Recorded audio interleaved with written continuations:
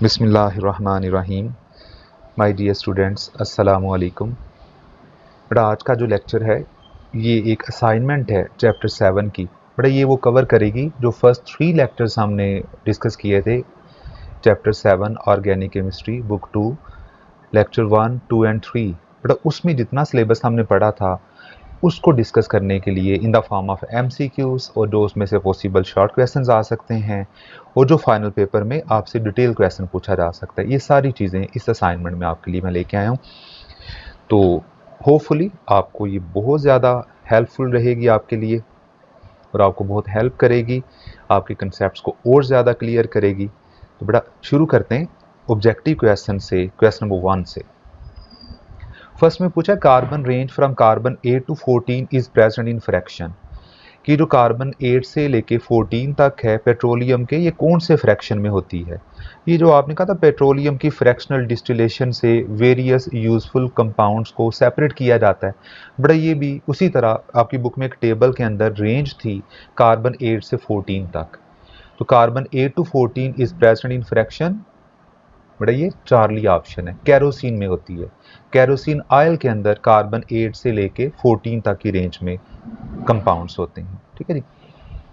तो इसमें लिगरन में कार्बन सबसे लेस हैं, गैसोलीन में उससे ज़्यादा हैं, कैरोसिन में उससे ज़्यादा हैं, और गैस ऑयल जिनको डीजल ऑयल भी कहते हैं इसमें कार्बन इन सब से ज़्यादा होंगे।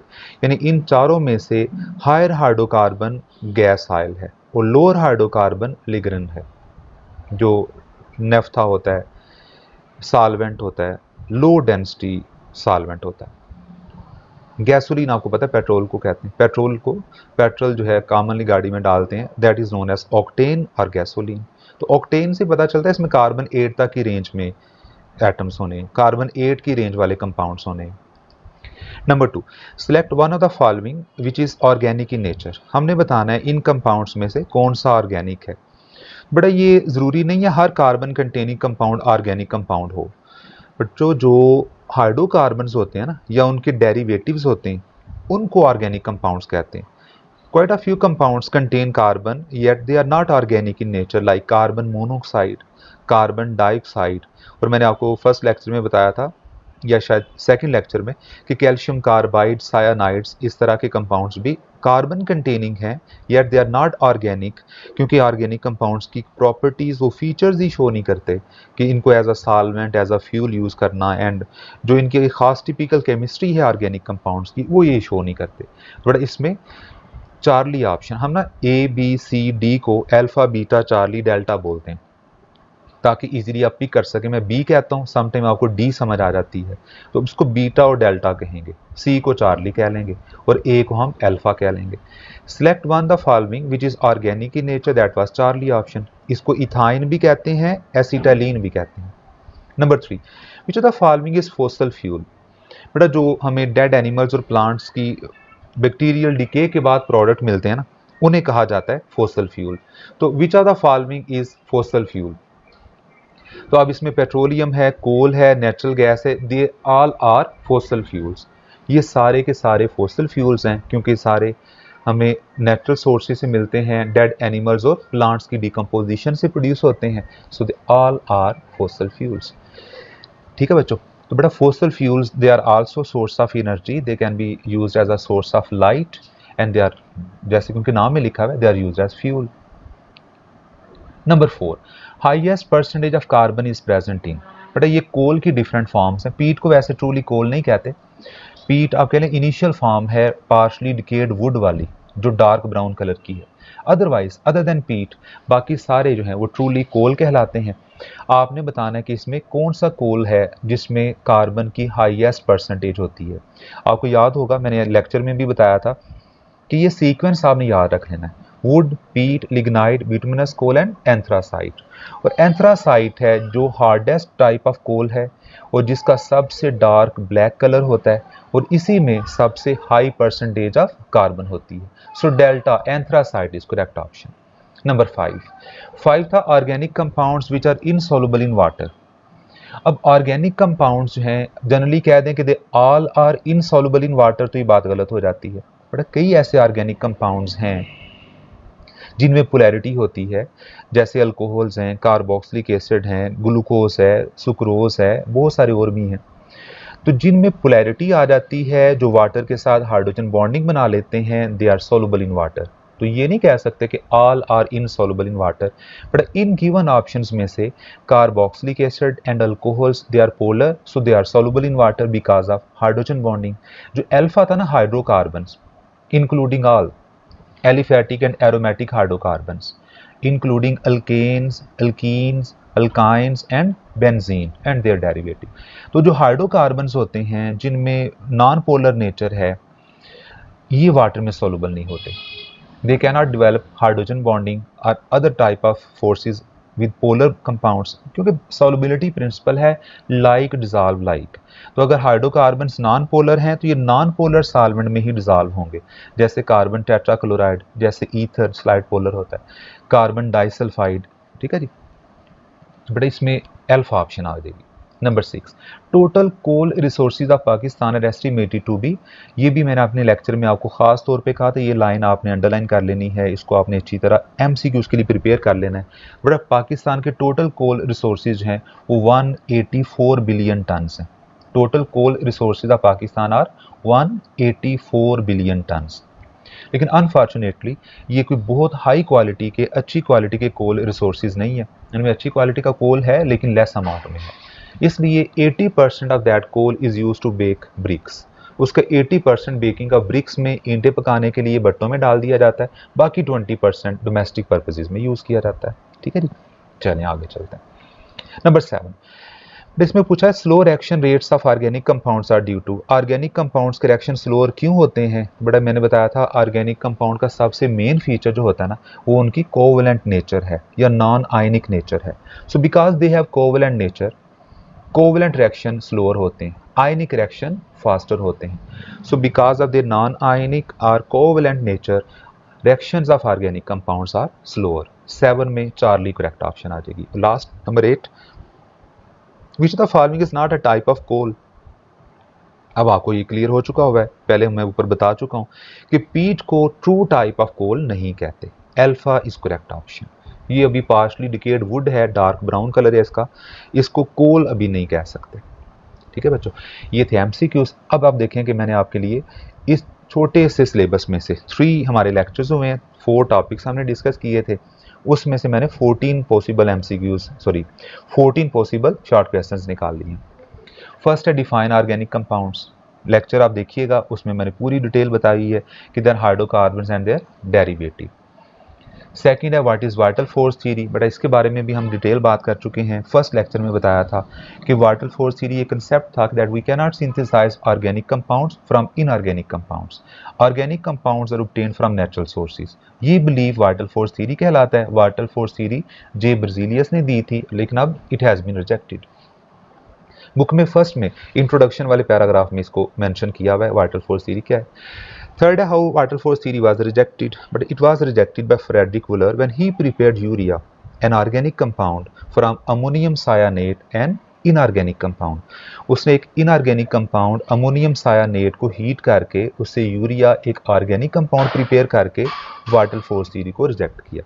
सो vital force theory was rejected by Friedrich Wohler when he prepared urea from ammonium cyanate. Book में डिस्क्रिप्शन भी लिखी है, इक्वेशन भी लिखी है, तो आपने इसमें जो इक्वेशन है प्रॉपरली मार्कर से हाईलाइट करके जरा लिख देनी है। ठीक है बच्चों। Number 4, why carbon forms a large variety of compounds. Millions of organic compounds हैं, तो कार्बन इतनी लार्ज वैरायटी ऑफ कंपाउंड्स कैसे बना लेता है? बड़ा 3 पॉइंट्स आप माइंड में रख लें। Number 1, carbon has unique ability of catenation, self linking to form long chains and cyclic structure is called catenation. बड़ा कार्बन में एक यूनिक एबिलिटी है कैटिनेशन की, ये पहला पॉइंट हो गया। टेट्रावेलेंसी की वजह से करता है ये कैटिनेशन, आपने जैसे कार्बन एटम से लिंक कर जाता है। Number 2, carbon can show all types of hybrid state hybridisation like sp3, sp2 and sp। Number 3, carbon can form multiple bonds with other elements like carbon oxygen double bond, carbon sulphur double bond, carbon nitrogen triple bond. तो 3 points में first है catenation, second है all types of hybridisation including sp3, sp2 and sp, और third है it can form multiple bond with other elements and variety of compounds बना लेता है। Number 5. Write 4 chemical reactions in which an inorganic compound is changed to organic compound. बेटा वो 4 chemical reactions जिसमें inorganic compounds को organic compounds में change किया जाता है। सबसे पहला अमोनियम सायानेट वाला NH4CnO जिससे यूरिया बना था। Inorganic compound ammonium cyanate is change to organic compound urea. Number 2, बेटा ये आप नेक्स्ट चैप्टर्स में पढ़ेंगे आगे इसको डिटेल में रिएक्शंस को जो भी बताने लगा। बेटा सेकंड रिएक्शन चैप्टर 15 में दिया हुआ है पार्ट 2 में, बुक 2 में, सेकंड ईयर की चैप्टर 15 की बात करने लगा कि अमोनियम कार्बामेट एक इनऑर्गेनिक कंपाउंड है। अगर इसको हीट करें तो इससे भी यूरिया बनाई जा सकती है। Ammonium carbamate inorganic compound on heating form urea an organic compound. Number 3, बेटा थर्ड है कैल्शियम एसीटेट।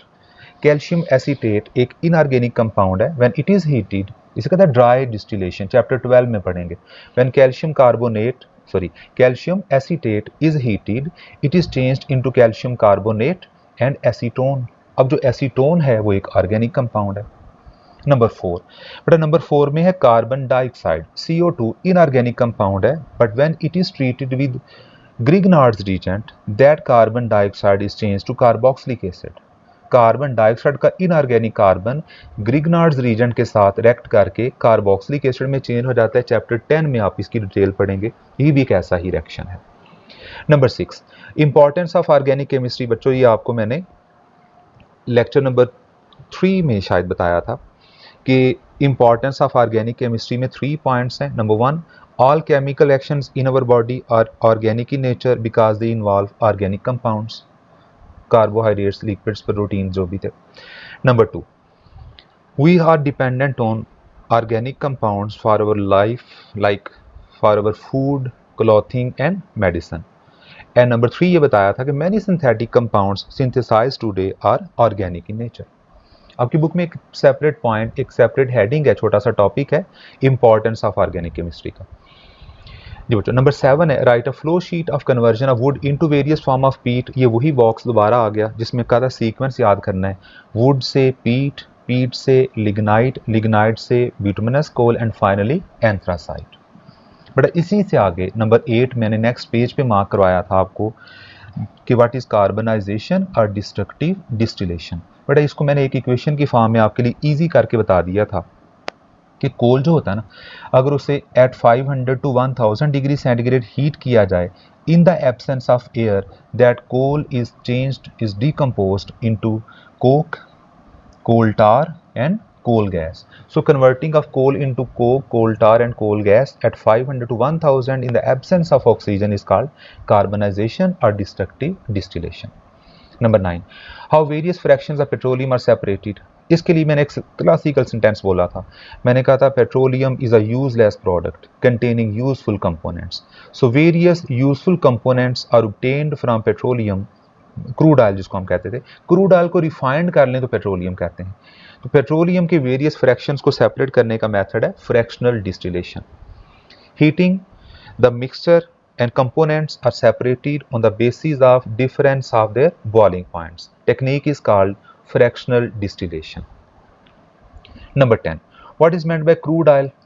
ये वही हमने बुक पे भी मार्क किया हुआ है, लेक्चर में डिटेल बताई थी कि when extracted from sedimentary rocks, mineral oil is like a blackish liquid, like a mud, and that mud like liquid is called crude oil, जिसको impure कहते हैं, खाम कहते हैं। crude oil जो है is that mineral oil which is extracted from sedimentary rocks and it appear as a blackish liquid like mud।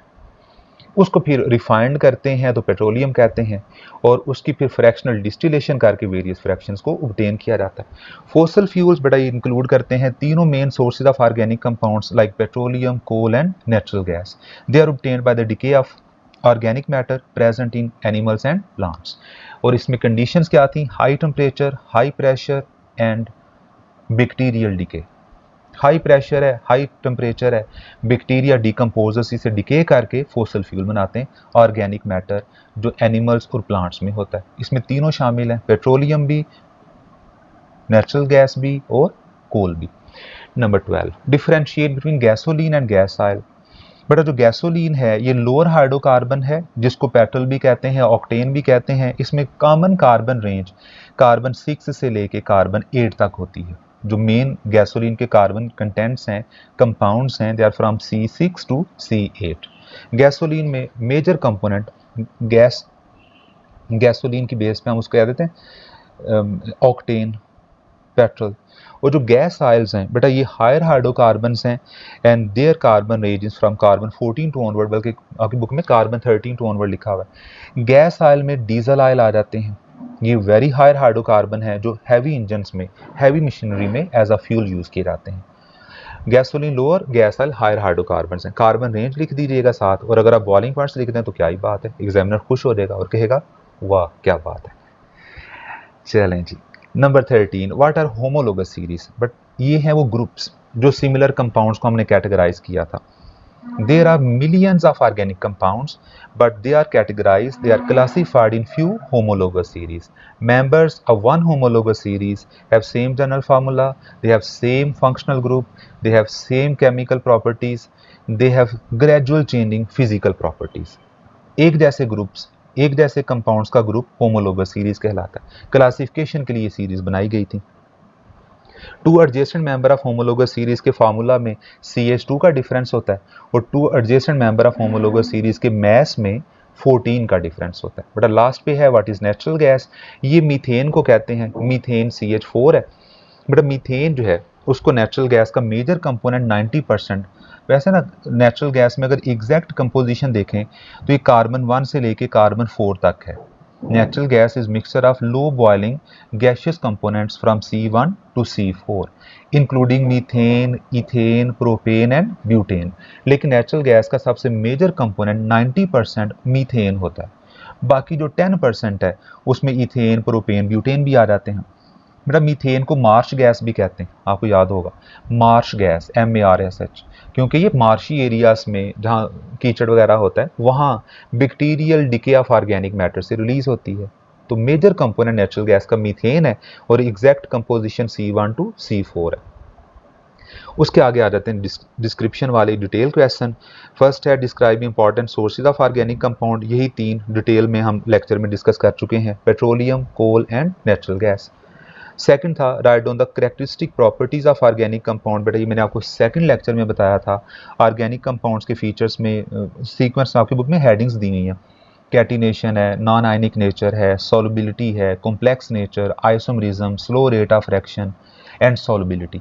तो ये प्रॉपर्टीज आपने विद हेडिंग्स उसी तरह प्रॉपर जैसे बुक में बनी है वो लिख देनी है। ठीक है बेटा, तो ये था आज का लेक्चर आप बच्चों के लिए, जो असल में फर्स्ट 3 लेक्चर्स को एक तरह कह लें मैंने रिकॉल किया है और आपको एक असाइनमेंट की फॉर्म में सारा कुछ बता दिया है कि इन पोर्शन में से क्या क्या आपसे पूछा जा सकता है फाइनल एग्जाम्स में। ठीक है बच्चों, आपसे मुलाकात होगी अगले लेक्चर में नेक्स्ट टॉपिक के साथ। तब तक के लिए अपना ख्याल रखें, खुश रहें, मुझे भी दुआओं में याद रखें, अपने पेरेंट्स का ख़ास तौर पे बहुत ख्याल रखें। वो अल्लाह ताला की हमारे लिए बहुत ही अजीम नेमत है। बड़ा अल्लाह ताला आपको आसानियाँ बांटने की तौफीक और शर्फ बख्शे। अस्सलामु अलैकुम, अल्लाह हाफिज़।